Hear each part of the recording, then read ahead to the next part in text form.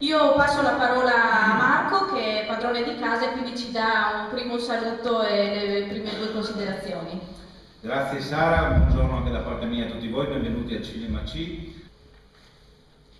Allora, io credo che noi in questo momento abbiamo l'obbligo di accettare questa sfida, dobbiamo osare, dobbiamo avere il coraggio di metterci in campo.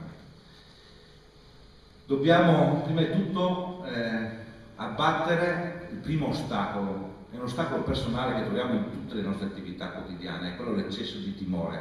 Ma chissà se ce la faccio, ma chissà se è possibile, chissà se riusciamo a raggiungere gli obiettivi. Dobbiamo impegnarci nel rivoluzionare il buon senso. E qua sono d'accordo con Beppe Grillo quando dice una cosa, l'ha detta durante la campagna elettorale in Sicilia. Ha detto a chi lo ascoltava: non venite a votarci se non siete disposti a cambiare anche voi. Questo lo sottoscrivo, perché parte anche da una rivalutazione del senso civico di appartenere a una comunità. Uno di Concordia spende 25-30 mila euro per raccogliere rifiuti abbandonati sui fiumi e sui canali. Ma perché? Ma perché? Dobbiamo ridare dignità alla politica e soprattutto concentrandoci sulle nuove generazioni. Dobbiamo insegnare ad essere onesti piuttosto che furbi, perché c'è una cultura che è quella di avere la garanzia della propria persona, sia a livello politico che a livello personale. Io l'ho detto in varie occasioni, io la politica la vedo come passione politica e disinteresse personale. Non è così, è più passione personale e disinteresse politico adesso. Siamo tutti concentrati a garantirci i posti, ma non solo quando siamo impegnati attivamente nelle istituzioni, nelle amministrazioni, ma abbiamo bisogno anche di una rete di salvataggio, di un paracadute quando ne usciamo, quando veniamo trombati, come si usa dire, alle elezioni. Facendo cosa? Entrando nei consigli di amministrazione delle municipalizzate o delle altre aziende pubbliche. Questo è quello che porta via la concentrazione che dovrebbe essere di un leader, di un politico, di un amministratore, che è quella di guardare avanti, di governare il futuro, di capire quali scelte fare per soddisfare i prossimi 10 anni della società.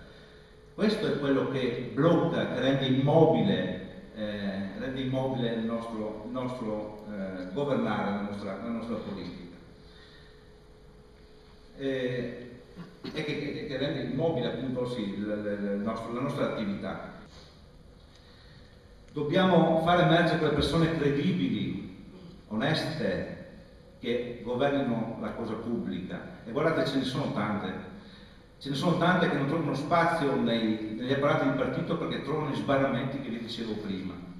È facile entrare nel partito se tu ti allinei agli schematismi e ai meccanismi presenti. È più difficile quando tenti di portare idee innovative, allora lì cominci a trovare degli ostacoli.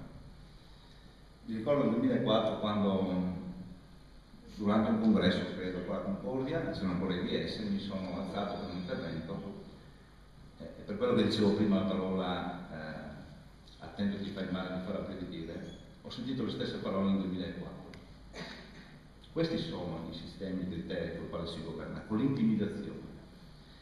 Ma però noi dobbiamo avere coraggio. Come diceva Martin Luther King, un giorno la paura bussò alla porta e il coraggio andò aprire e non trovò nessuno. E ci accorgeremo che non c'è nessuno. Basta avere la forza di perseverare, di continuare, di abbattere questi schemi. Ci vuole coraggio. Il coraggio che anche Matteo Renzi a dire una cosa che secondo me è straordinaria. Se non riuscirò a prevalere nelle primarie, io continuerò a fare il sindaco, non vorrò nessun premio di consolazione e sosterrò il vincitore. Guarda che questa è una cosa straordinaria. Questo è un salto culturale che è impressionante, perché questa è la politica.